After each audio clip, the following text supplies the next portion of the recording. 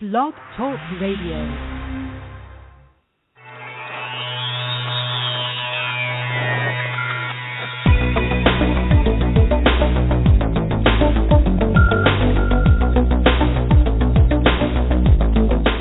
Across the country and around the world, streaming live on the internet, it's Real Estate Coaching Radio, bringing you the latest news, interviews, and secrets of the top producers.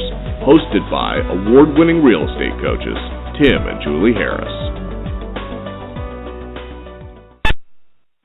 Welcome back. We are your hosts, Tim and Julie Harris, and this, of course, is Real Estate Coaching Radio, your source for unfiltered, full-strength honesty about what is truly working to get you into action, make you money in this new real estate boom. And, you know, I haven't drilled down on this in a while, but, guys, we are absolutely positively in a new real estate boom. I'm hearing from all my coaching clients and all of our coaches' coaching clients that the momentum is building this time of year, whereas in the past 7 to 8 years it's actually dropped like a rock. What am I talking about? For the last 7 or 8 years, up until last year, it was this time of year when all of a sudden all of our coaching clients were going, Coach Tim, Coach Julie, what the hell happened? My showings have dropped off. The days in the markets are extended. Da-da-da-da-da-da. Well, this is the first year in forever that hasn't happened. We're actually seeing an increase in market activity. We're seeing an increase in listings, which is good because that obviously will be an increase in expired listings, which will help many of you. Go on, go forward, and go conquer. The bottom line is, guys, is we are building momentum into 2015 as an overall market recovery continues versus having to basically rebuild your business at the beginning of next year, which leads me to a really important point, and then we're going to get back to our points from the previous days. You must be building your business this time of year. Any top producer will tell you one of their biggest secrets is that they know that their next year begins in the previous quarter of the previous year. So in other words, your 2015 is effectively already started. If you want to ensure that you're going to have a fantastic next year, the best year of your life, and hey, why the hell not make it the best year of your life? The best year of your life for travel, the best year of your life for personal experiences, the best year of your life for building your net worth, the best year of your life for your whatever, anything and everything. Why not make 2015 the best year ever?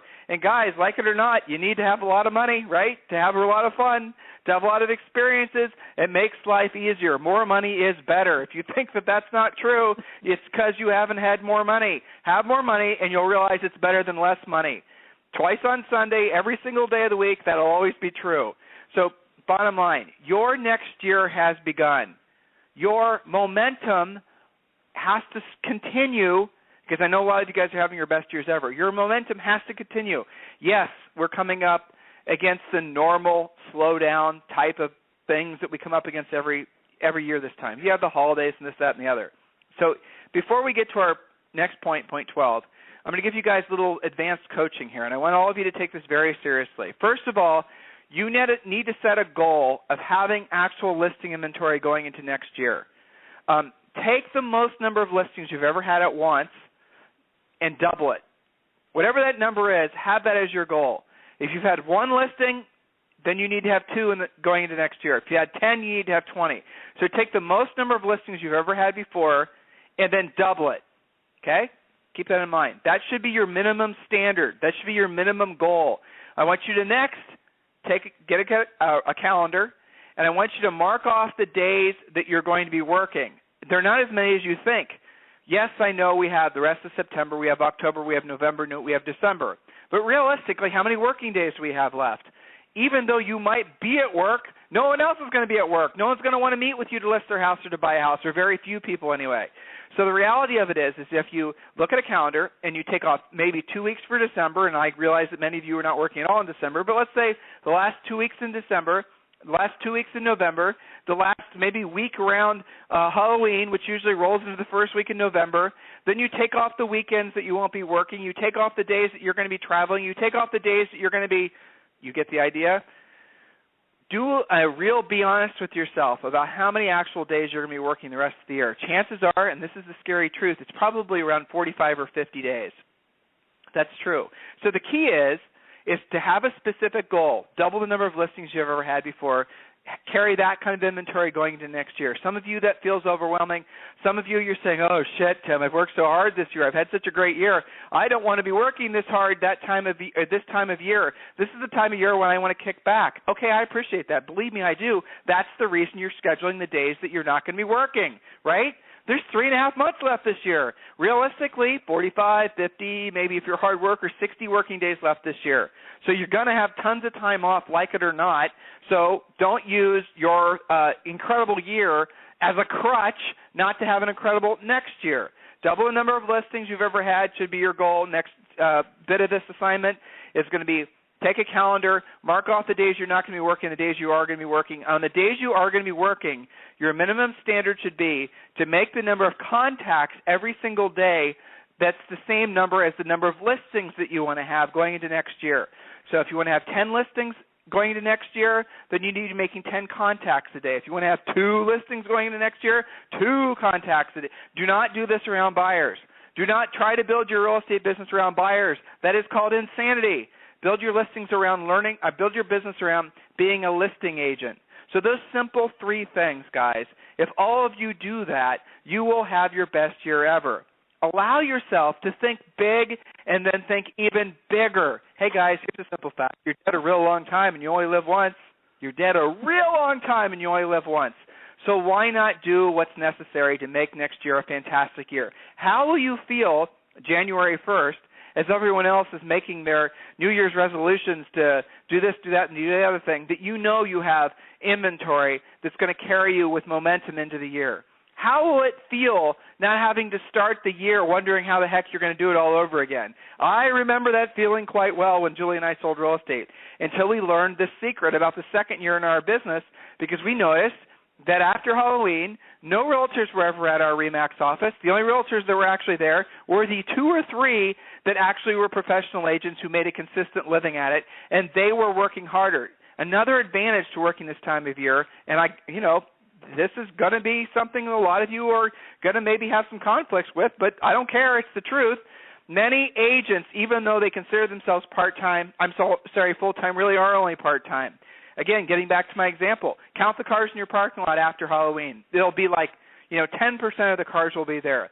How many of your brokers basically have holiday hours? What message does that send to your marketplace about how professional you guys are that you have holiday hours? The Jiffy Mart is open 24/7, but your real estate brokerage is only open for 3 hours a day. I wouldn't do business with that brokerage, would you? So here's what happens, the other little hidden benefit of really drilling down and working this time of year. Your competitors, they're basically going into hibernation. They're, even the ones that call themselves full-time, they're really not going to be working that much. Okay, God bless them. We'll see you in the spring. Next, you have what? You have the fact that there's going to be an increase in expired listings from all the listings that were overpriced at the beginning of the year. You're already seeing that. Don't be freaked out about it when you look in your MLS and you notice these things. And the other thing that's very interesting is that you have sometimes some of the most motivated buyers and sellers this time of year who have to get their home sold or want to be in their house before, new house before January 1st.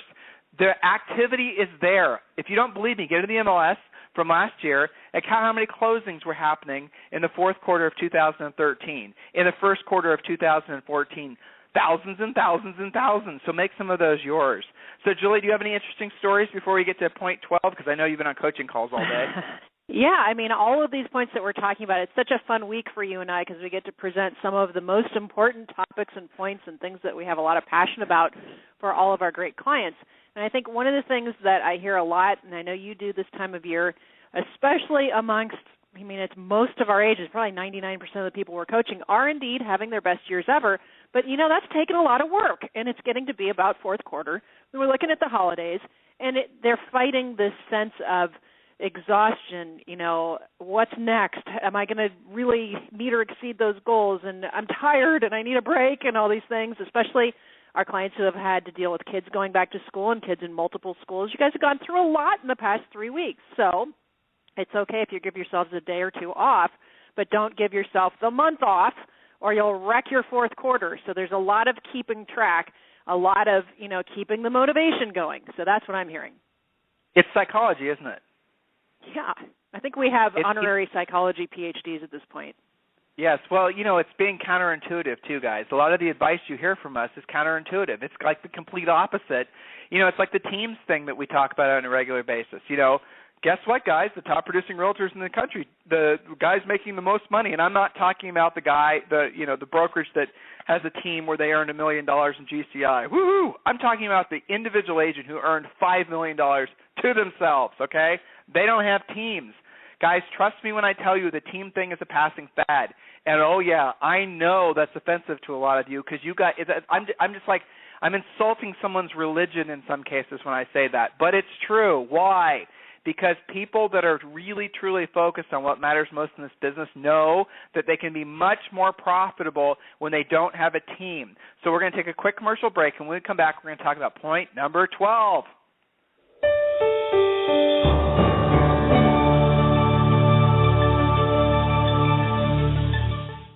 According to the National Association of Realtors, only 10% of agents complete an amazing 90% of all transactions because they have a coach. If you want the production and performance that comes with being a top producer, then you need one too. Not just any coach, but the leaders in coaching today, Tim and Julie Harris. Don't just take our word for it. Listen to what HGTV star and Atlanta top producer Colette McDonald has to say. Hi, my name is Colette McDonald, and I'm with RE/MAX in Atlanta, Georgia. I just wanted to take a moment and give a shout out to Tim and Julie Harris. I've been a coaching client of theirs for the last 4 years. When I first started in this business 12 years ago, I was very successful, did a great amount of business, averaged between 8 and 10 million a year. When I contracted with Tim and Julie to be my graduate level coaches, my production increased by 20% per year. I am now trending 30 million this year. That's amazing results over 4 years of working with Tim and Julie Harris. I highly recommend them. Tiger Woods has a coach. And why does he have a coach? Because he can't see his swing. If you do what they tell you to, you will see huge results. I am living proof. Only Tim and Julie Harris provide powerful one-on-one coaching along with all the lead generation systems, scripts, presentations, team building, and business planning tools you need to dominate your real estate market. We offer affordable pricing with no long-term contracts, and our entire coaching staff are trained professional agents with top producing track records. Take action now and visit us online at freecoachingcallsforagents.com to schedule your free coaching call. There's no risk, no obligation, just a free, personal, one-on-one call with a trained professional coach. Join the elite 10% of agents who make all the difference in today's market. Visit freecoachingcallsforagents.com to get started. Again, that's freecoachingcallsforagents.com. Okay, we are back. Now, Julie, point number 12, and this is a really important point, one of your favorite points I happen to know. Point number 12. Yes, point number 12. It doesn't sound like that exciting of a point, but it is so incredibly critical for all of you in every way. Having a system, again, our point is what do the top 1% of agents know that maybe you don't know that makes all the difference? They actually have systems versus winging it on everything all the time and having to recreate the wheel.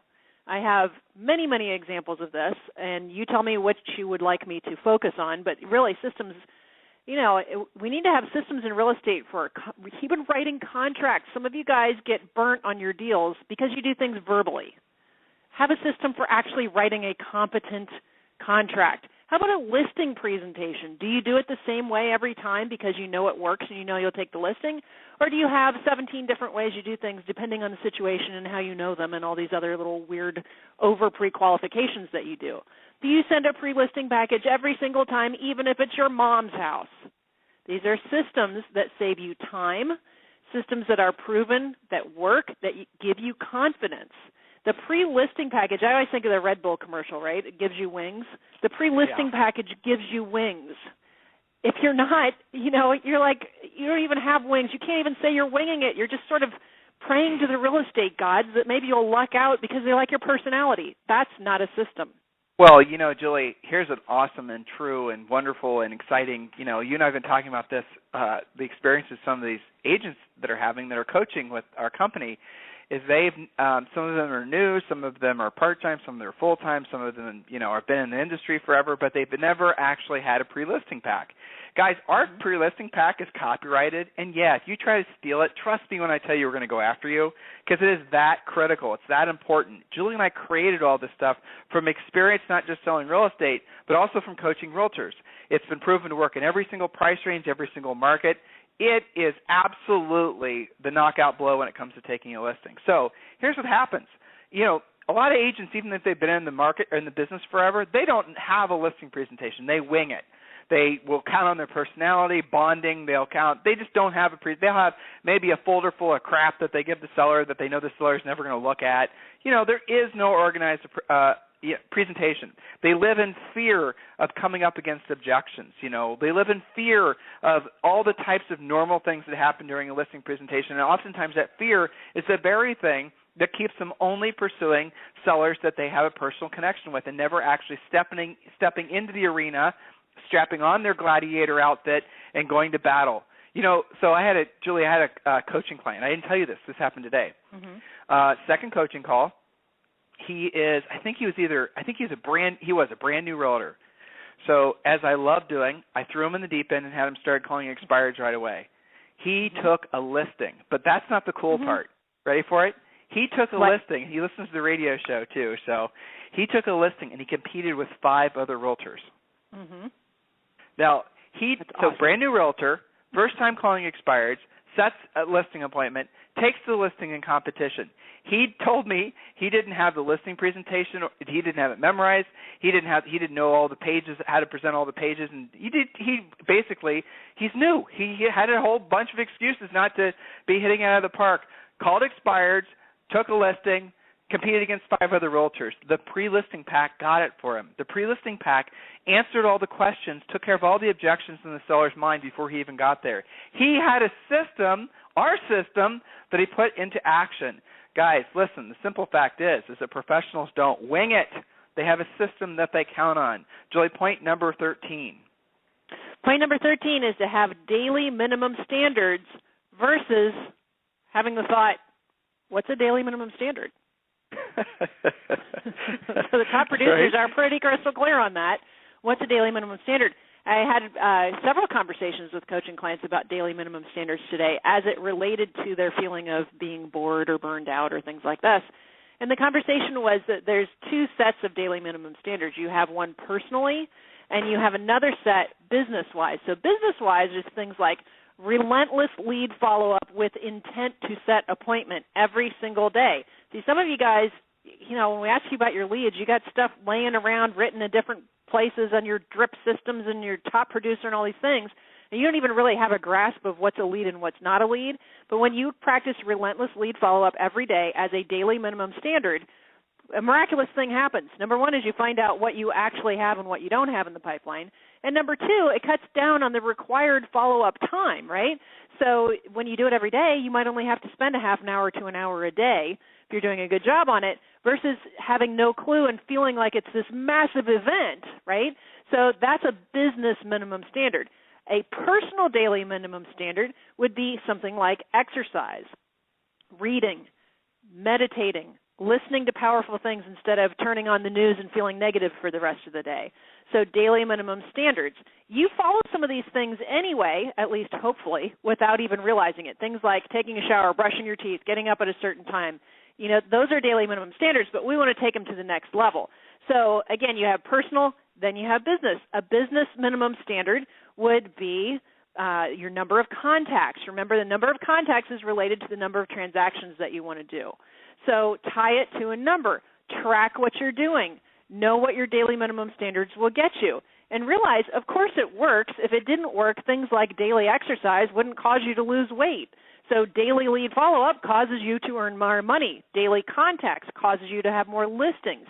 It's so much easier to do it daily and rely on the accumulation effect, the accumulation of your work, versus having all these weird things in the back of your mind like, oh, my God, I've got all these leads to follow up on. I don't really know anything about it. Or what's going on with, getting more listings? How am I going to do that? Well, if you're not systematized and you don't have any daily minimum standards, well, no wonder you're operating like a normal, quote, average agent going from deal to deal or a handful of deals to a handful of deals. So when now, you practice daily minimum standards, it's easier. Having daily minimum standards, guys, some of you will never be able to follow a schedule. And honestly, after doing this for 10 years, I have kind of given up on trying to get realtors to follow a schedule, honestly. Now, we tell you guys to lead generate and do all those things in the morning. Why do we tell you to do it then? Because there's an excellent chance that if you don't do it then, you're not actually going to get the most important stuff done first. But in this day and age, honestly, most people become agents because they don't want to have to have a schedule. I get that. I appreciate that. But you have to still have daily minimum standards. So if you refuse to follow a schedule, then you at least have to assign specific daily accountability to your standards. Julie mentioned contacts, right? So if your goal is to have 10 listings at all times, then you want to make at least 10 contacts at every single day. You get it? You got to make these things consistent, and you have to do it every single day. So don't pick too many daily minimum standards because you'll always feel overwhelmed. Pick 3 to 5. The 3 to 5 things that matter most in your life that will move your business and your personal life in the direction that you want it to go. I always coach my agents to always show gratitude towards the people in your family. Literally tell your husband and your wife every single day that you love them, that your kids that you love them. Pray or meditate every single day so you can keep your spirituality in balance. These things matter. Make your contacts every single day. X number of contacts. You choose the number. Another daily minimum standard that all of you guys should have is following up on all leads within 60 seconds of receiving the lead, within 1 minute of receiving the lead. Another daily minimum standard, you guys can choose the 3 to 5, right, that fit your goals the most, is you never leave a voicemail unanswered or an email unanswered by the end of the day. Now, if you're doing huge amounts of volume, then obviously you want to have your assistant do it, and you make that a daily minimum standard for your assistant. But the bottom line is every successful person, whether they call them daily minimum standards or not, have daily minimum standards. So you need to adopt some yourself. Next point, Julie, point number 14. Point number 14 is have multiple ways of servicing a seller versus just one. So what do you mean by that, having multiple ways of servicing a seller? We hear about this week after week.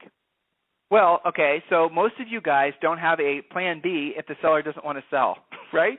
Or if you go on a listing appointment and the seller's underwater in their house. You don't know how else to service the seller. We told you guys years ago to always have it be Tim and Julie Harris Real Estate and Management, right? You'll get more business that way because when people see you offer property management.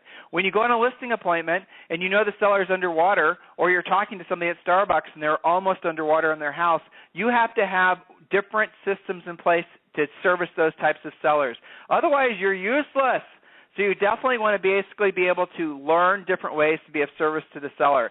Sometimes, I'll give Valerie Fitzgerald, one of our superstars. You guys know her because she's on Bravo. She's got one of those TV shows. So she's up in L.A., and when the market changed up in L.A., every one of those sellers in those, multi-million-dollar houses, a lot of those sellers, they don't have to sell. It's one of many homes that they own.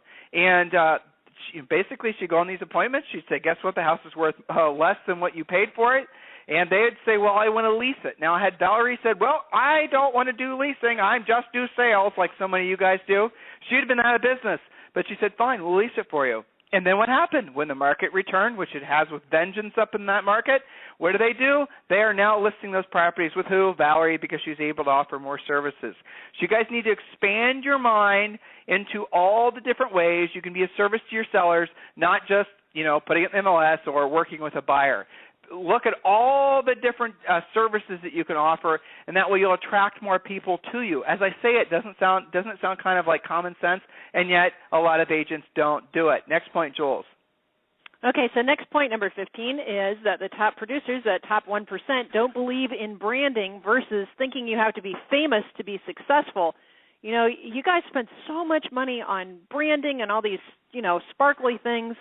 And yet, those same agents are like, where's my next deal going to come from? If I just do more branding, if I just build my website out, well, how are you going to get people to go to your website? All of these types of things versus simply picking up the phone, doing your lead follow-up, talking to expireds, doing all the different spokes. We teach over 50 different pipelines of business that are more direct than just going out and branding yourself and are much more directly responsive and faster than rolling the dice on things like that. Does that make sense, Tim? Do you know why the advertising industry, what they refer to as branding, anything that they can talk you guys to spend money on, anything that you can't track, right? So if you ever, no, you guys should have fun with this. Anyone who's been in the business for a while, you've been solicited by someone that wants you to run a magazine ad in some, whatever it is, right? And then you basically will ask them for some level of accountability for the usually ridiculous amount of money they're asking you to spend. And then they're going to always fall back on, well, this is for your branding. Aren't you doing any branding? So here it is, guys. Branding is bullshit. It just is. In the real estate business, branding is bullshit. If you're thinking that becoming famous is what's necessary for you to actually make a lot of money in this business, that is not true. And yes, you might become famous, but you won't necessarily have any money. Don't connect the two. If you have this unbelievable desire for everyone to know your name and for you to be famous, I wish you luck. We're not the right coaching organization for you, but, go down the path of following that. Have your big team that you can brag about. Show yourself in some sort of big, grandiose way if that's what you need to feel good about yourself. But the reality of it is you're going to be spending all of your money trying to placate your ego, and at the end of the year, you're going to have nothing to show for all your effort, except more people are going to recognize you. Big deal. See, guys, this is the type of thing that's insidious in our industry, which makes my teeth itch, and it happens all the time. So branding, a lot of times team building, all these types of ego-y products that you guys are sometimes attracted to, you got to be real clear in your head that those things do not make you money. They don't. They don't make you money. They're just there to basically make you feel important. I'll tell you how you become famous. You become famous by helping a lot of people. You become famous from your sold signs. You become famous from, I'm thinking of Jade, the #1 agent in the country who we interviewed a couple Fridays ago. You know what? She doesn't do a lot of branding. She doesn't do a lot of marketing, but people seek her out because she has a reputation of delivering quality service and people trust her. That's how you ultimately become famous. Buying your, urinals, bus bench signs, billboards, all these ego-y things that realtors do. If you ask those realtors, do those things generate business? They're going to always say yes, but then you say, okay, show me which closed transaction you've actually done that came from the urinal ad that you did at whatever, restaurant, and they won't have an answer because it doesn't work. Okay, I'm using a funny example of the urinals because I see that sometimes. That's real. It's crazy. We're not making that up. Yeah, or you go to the grocery store, though I haven't really seen the grocery store cart ads come back yet, but I'm sure they will. And agents pay this huge amount of money to put their face and their name right where people drop their baby's butt. These things are just humorous to me. In any event, Julie, next point, point number 16. Okay. Delegating does not mean what we like to lovingly call seagull management. Seagull management is you fly by, you poop out some tasks to your, quote, team, and then you hope that they get done, and then you remember about it 3 weeks later and attempt to hold them accountable. So delegating, and I know it's you guys that are building teams, and you're going to delegate everything and then go sit around on the beach. Really? Do you really know agents that actually do that? Not very many. So delegating, you can delegate some things using your system to your transaction coordinator, for example, but you're not going to delegate your whole business. Do you think your sellers really like being delegated? Do you know what the most common reason that agents win a listing presentation versus someone who has a team? Because they're going to take the responsibility, and they're not going to delegate that seller to their team to be managed by their team. One of my clients, Tim, just took a listing for somebody that was about to expire, and the person said, I listed with who I thought was a top producer because they promised that their team would take care of me, but every time I call their office, I get a different person and a different story. So I'm firing them because I don't believe that I'm being taken care of. Yeah, how about that? Here's the other thing. A lot of Keller Williams agents, you guys are the ones that I know you guys are getting this information constantly, but I really want you to kind of listen to what I have to say here. You are a lot of pressure is being put on you guys to build teams. You need to really ask yourself, did you get in this real estate business so you could essentially become like a mini broker? Does that really make sense? Is that why you got in this business? So people think for some reason that if all of a sudden you're not the one working with the sellers, for example, because our focus is obviously on teaching you guys to take listings and being absolute listing machines, and then now instead of working with sellers, the guys that are actually going to get you paid, you honestly believe it's a better use of your time to go and try to spend your energy teaching agents to work on behalf of those sellers or work for those sellers? In other words, you can delegate the sellers to these underlings on your staff, on your team. Do you really believe that's the highest and best use of your time?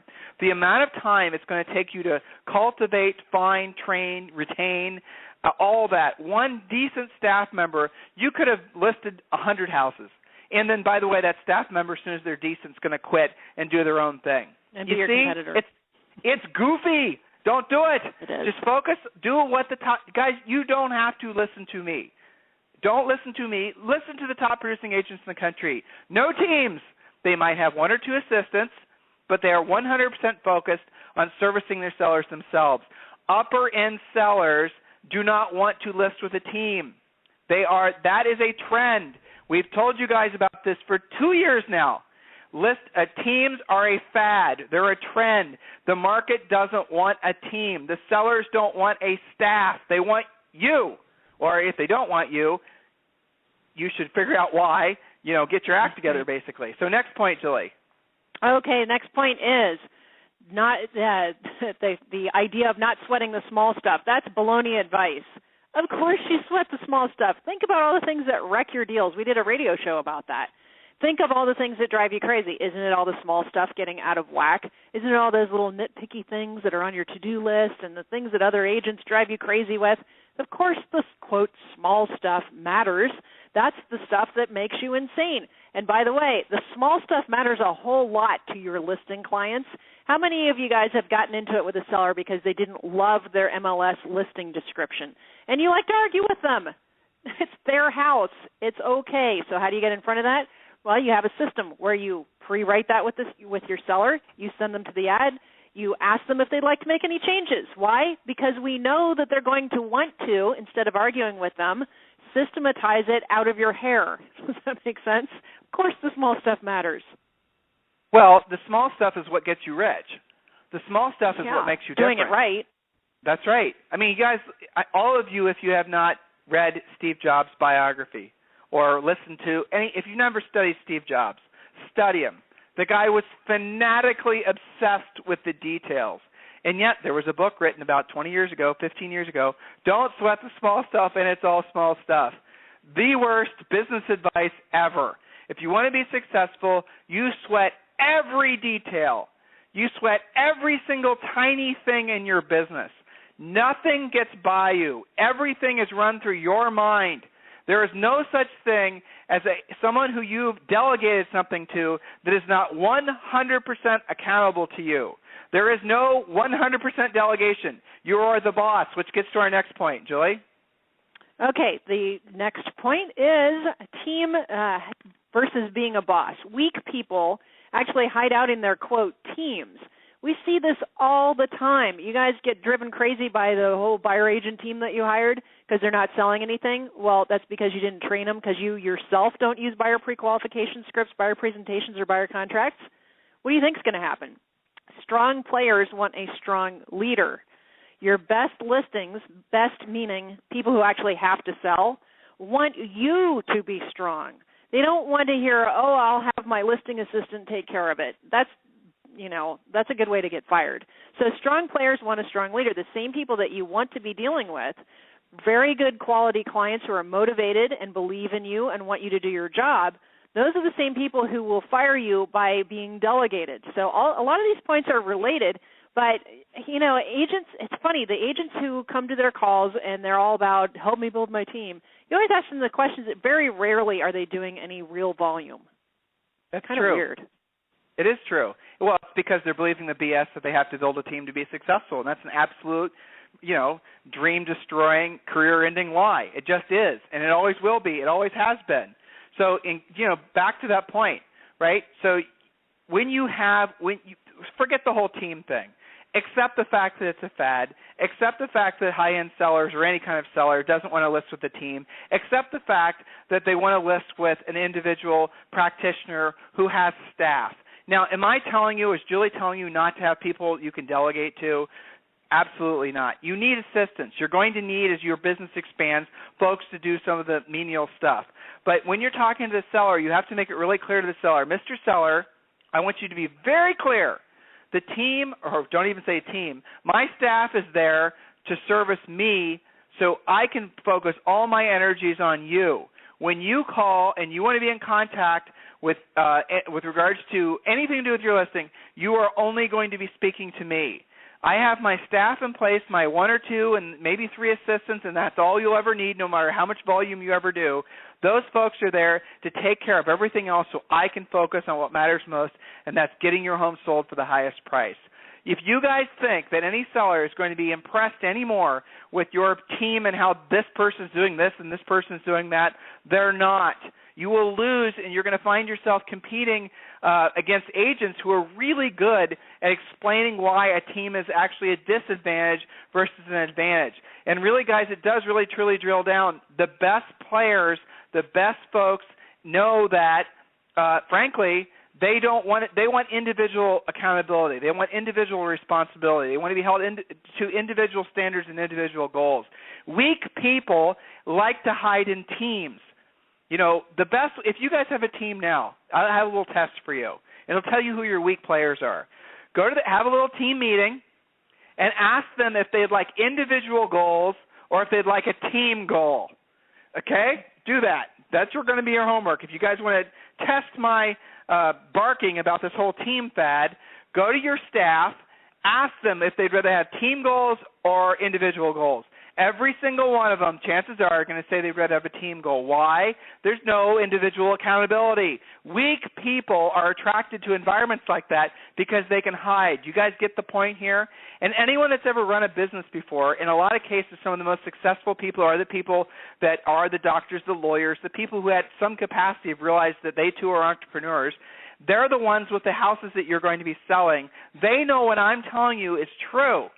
They know that, generally speaking, that a team automatically means a bunch of relatively low-skilled lackeys.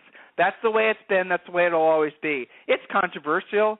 I know. I realize that it goes against a lot of your guys' ways that you were taught and the way you want to believe is true.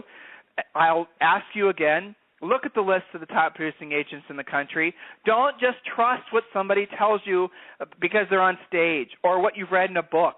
Actually go and call some of these guys yourself. Listen to the interviews we've done on the radio.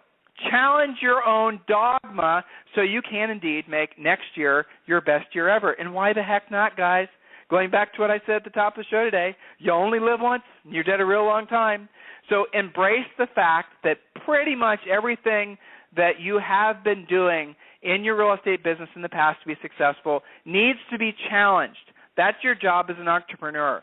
Everything that you think is perfect, you need to change it. You need to at least challenge it to make it, to prove to you that it doesn't need to be updated. Your appearance, your presentations, the car you drive, your website, your scripts, your systems, the way you basically, your morning routine, your daily minimum standards, all those things need to be under review so that you can shake out the stuff where you become complacent, you can sharpen your saw, and you can make next year your best year ever. So listen, guys, I want to thank all of you because you guys have helped to make this the #1 real estate coaching radio show on the Internet, and that's fantastic. I mean, right now we're pacing to more than double the amount of total listens that we've had. Well, basically, over the past 2 months, we're going to have probably more listens this month than we had in the past 2 months. And I know why, because you guys hopefully like most of what we have to say, but you're sharing the radio show. You're exposing your fellow agents to it. You're helping us get the word out about what an incredible opportunity the next 7 to 10 years is going to be in the real estate industry. Embrace it.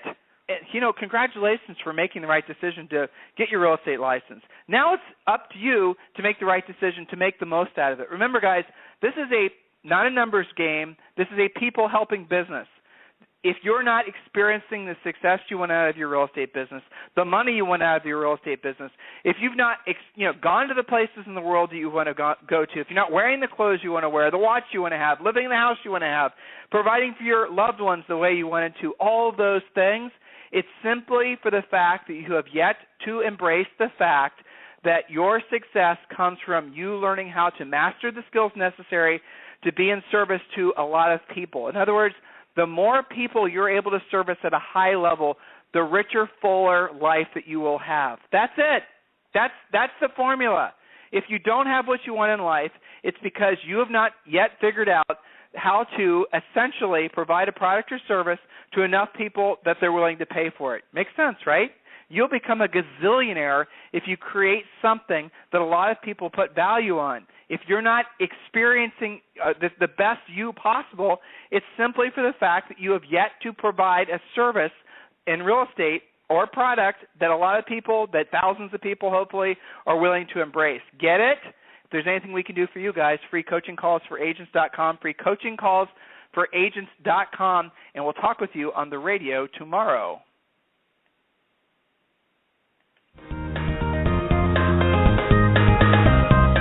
This program has been a presentation by Tim and Julie Harris, Real Estate Coaching.